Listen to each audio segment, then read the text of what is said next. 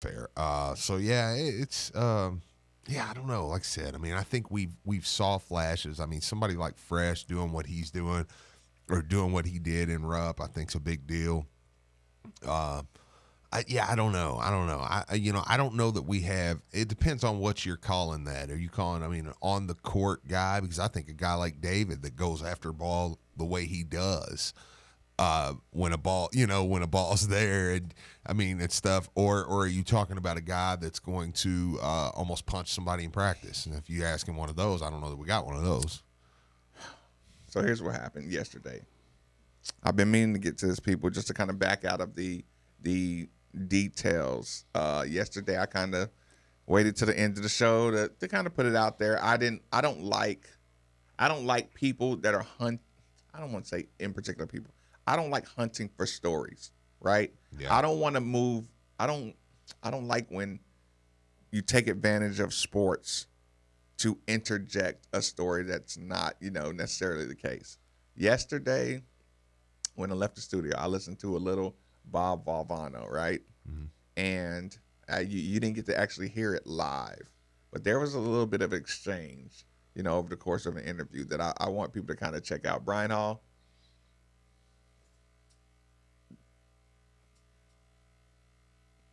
Oh, he had no idea.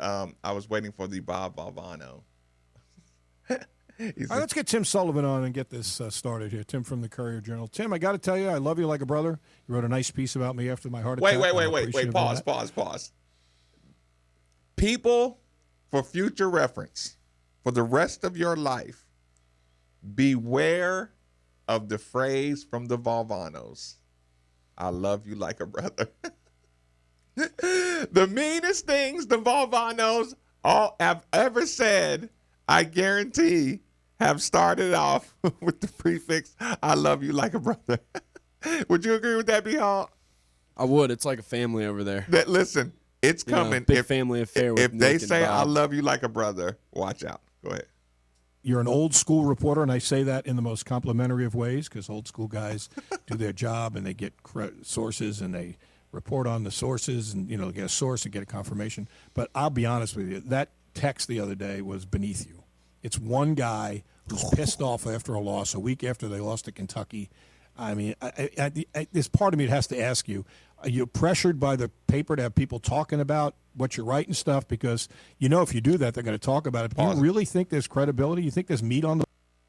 Steve, one day I will be sharp enough. How did that sound to you? Imagine riding and listening to Bob Valvano start off his conversation with Tim Sullivan like that. Yeah, that's pretty intense. That's pretty straightforward. Yeah. That's about as straightforward as you'll get with well-respected, media members. Totally. All right, keep going.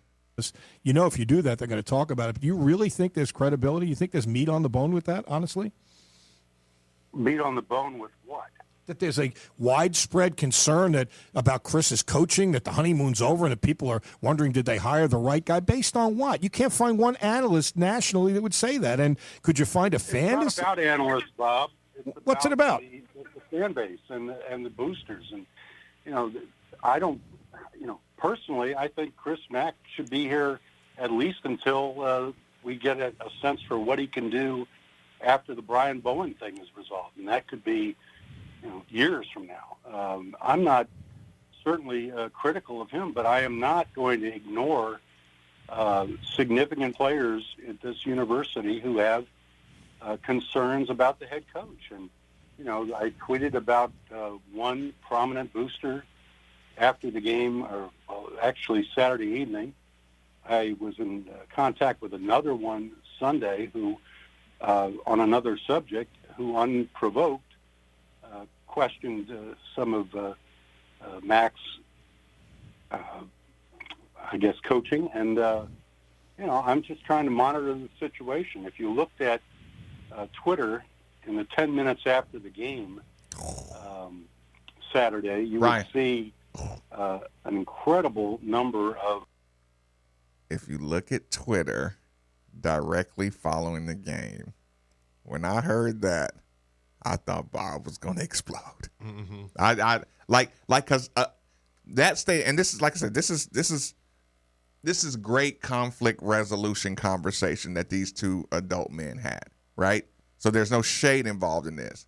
But if you and I are arguing, and I say, man, if you look at Twitter right after the game, Yeah.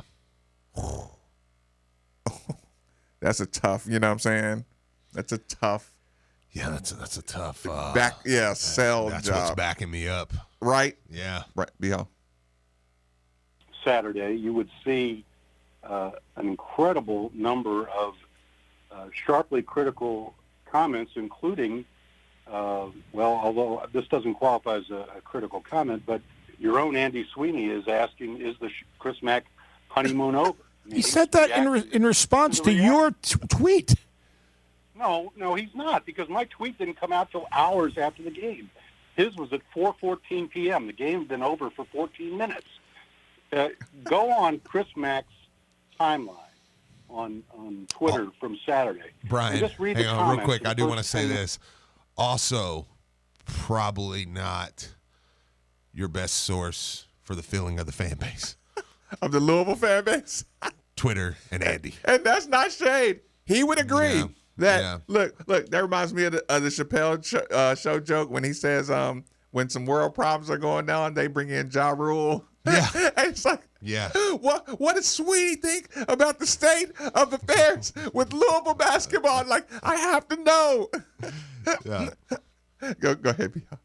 On Twitter from Saturday, and just read the comments of the first 10 minutes after the game.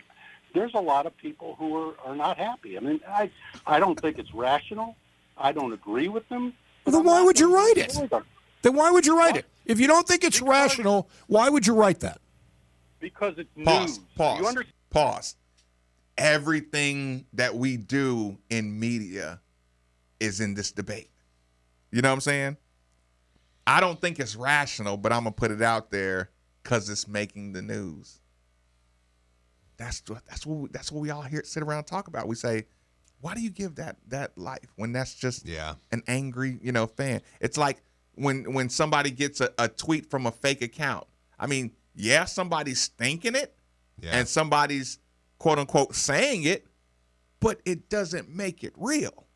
You know what I'm saying? It doesn't make it not real. Like, it doesn't make it tangible.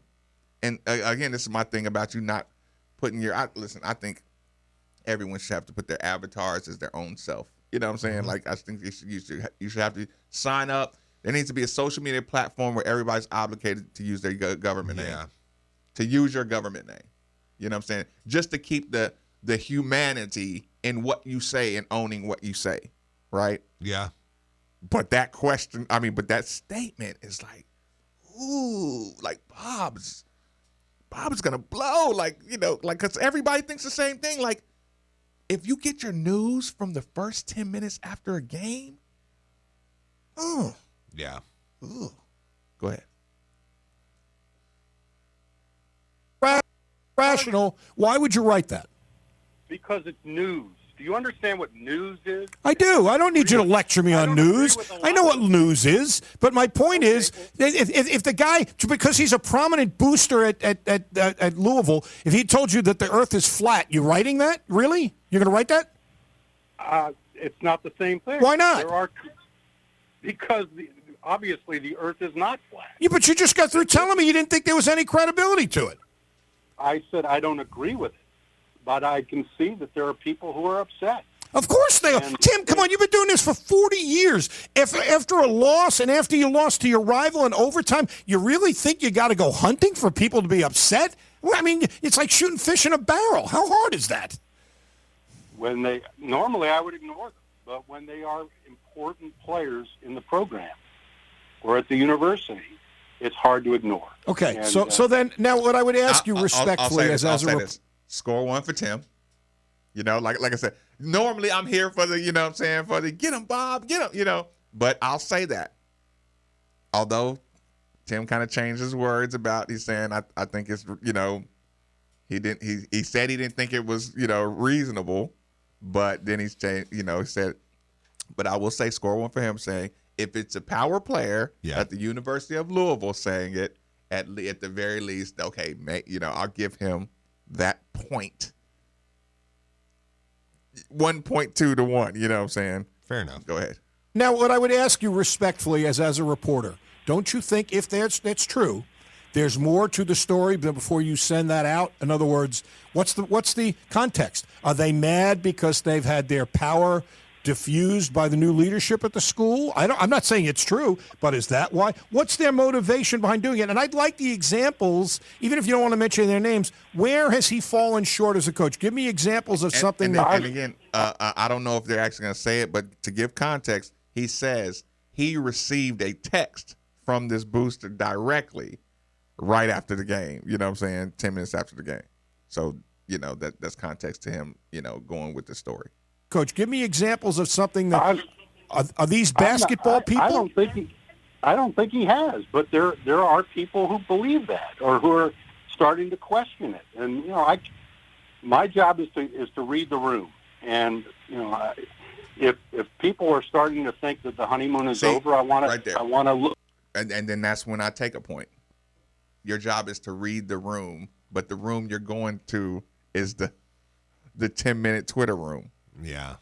You take one guy Yeah. that's prominent, and then you tie him into the 10-minute Twitter room and Andy Sweeney. Yeah, because there's nobody right now that thinks Chris Mack should not be the coach of Louisville. Yeah, that's what I'm saying. And if Other than unless you have a close friend that you feel like should have got the job and got spurned. And I don't mean, I'm not saying that towards anybody in general. I'm just saying unless you have a rooting interest an emotional elsewhere. attachment, you know what I'm saying, that like says, no, that's my guy and I know him personally and I think he should have got it. Right. Yeah. People are starting to think that the honeymoon is over. I want to look into it and see if there's anything to that. I don't think he's in any danger at all. And I think he's going to be here a long time. But, there are dissenters, and they didn't exist a month ago. Yes, they and we'll see where it goes. I don't think that like by saying that, like that statement right there weren't dissenters a month ago. Yes. If you thought Kenny Payne should have got the job, You're a dissenter. you always, at no point, did you think you know what happened when they lost to Minnesota? You thought Kenny Payne should have got the job. You know what happened when they blew a 25-point lead to Duke? You thought Kenny Payne should have got the job. Right. Yes. So So to say there were no dissenters a month ago, like that, that language is very loose. You know what I'm saying? It's very, very loose. that the groundswell, such as it is significant enough to move the needle, but it bears watching. And if people are frustrated, and people in either in power or close to people who are in power have issues, then it's going to get reported. It's the same thing when Charlie Strong went to Texas, and the boosters were not enamored of him right away, except that Chris Mack has probably. Whoa! Elephant in the room check. Okay. Do I have to be the one to say this as the Yes. resident delegation member? I'm listening. Yeah, comparing Charlie Strong and people at Texas maybe not being thrilled with the hire of Charlie Strong. I don't think that Chris Mack Yeah. at Louisville Yeah. and Charlie Strong at Texas. Yeah. Does that need further explanation? Yeah. Probably not the same thing we're dealing with here. Keep it going, Brian. Except that Chris Mack has probably better credentials than Charlie Strong had at that time, and has had more success at Louisville than Charlie Strong had at Texas. But you cannot limit this to experts and what they think. You have to try to spread the net and see what the people in the town and the significant players. What about that statement, Steve? In this kind of situation, you can't rely on the experts. you should rely on the people of the town and the power players. You know what that sounds like most of the time? That sounds like when George is under the line of fire, they say, go outside and get experts to see what, what's going on. That's the exact opposite. Well, because what are you calling an expert there? No. He's because Bob says every expert outside of Louisville says Chris Mack is doing a phenomenal job. Yeah. And he's saying, well, you can't really rely on the people outside the room. You got to rely on the insider guy. Oh, okay. Well, then why didn't he call me or you? Keep going, Brian. I mean, no, seriously. Why wouldn't you call me or you? Why wouldn't you say, well, okay, they obviously have the pulse of the fan base when you listen to shows across. I mean, Andy Sweeney did an article I read today. It was a great article talking about how, look, there's only a couple shows in this town, talking about how Kentucky sells, and there's only a couple shows in this town that talk predominantly Louisville, or said there's like most shows in this area talk predominantly Louisville, and we're probably. He said most shows talk predominantly Louisville? Yeah. I don't agree with that. Well, that's. Brian, do you think most local shows talk predominantly Louisville? I don't know what you're talking about.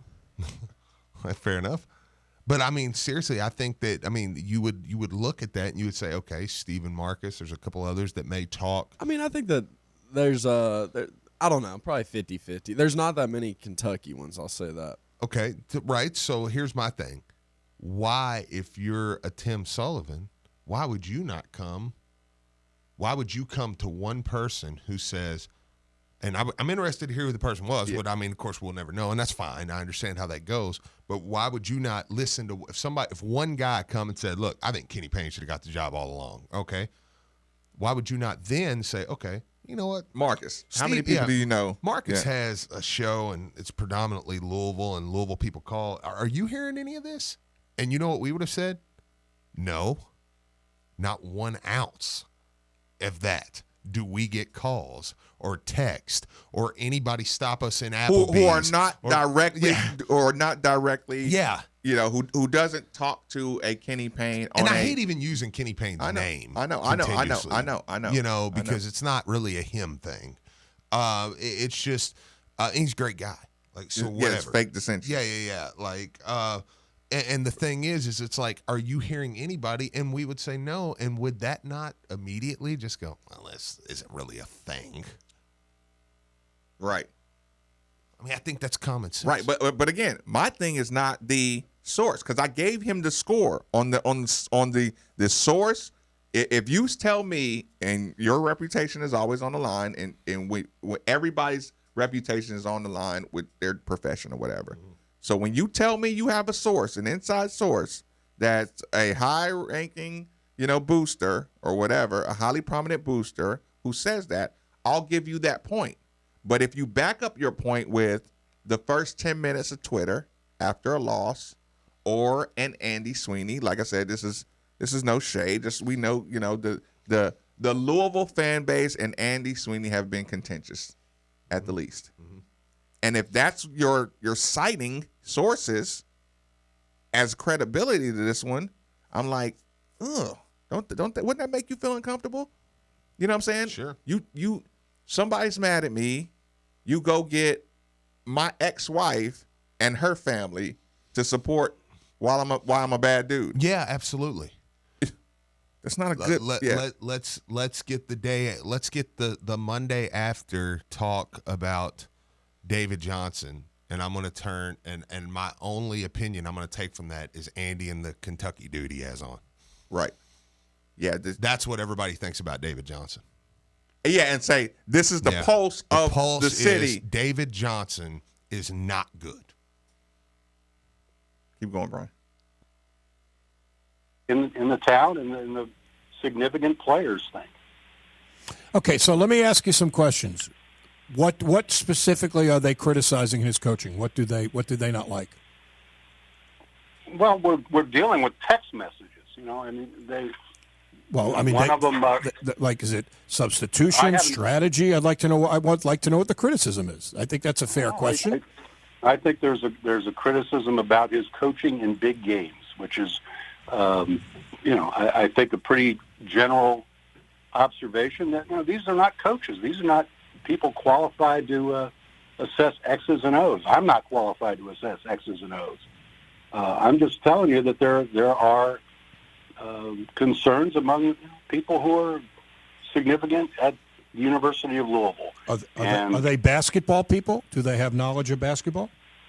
I can't tell you the extent of their knowledge. I think in some cases they are reasonably knowledgeable, but they're fans. They're not coaches, and they're not going to be making this decision. But if there is a decision to be made, and I don't at this point, I see no likelihood of that. So what you're saying is people were mad because they lost. That's the story here. I think people are always mad when they lose. Exactly. And Right. I'll frame my observations myself, but I think that when you have important people at the university who are voicing displeasure, more than pause just it, the pause it, average pause it. Joe. Is that considered voicing your opinion by texting it to Tim Sullivan? And this is that's a serious question. Yeah. Like is that considered going public? If you're just saying, like, you're not putting your name on that, you know what I'm saying?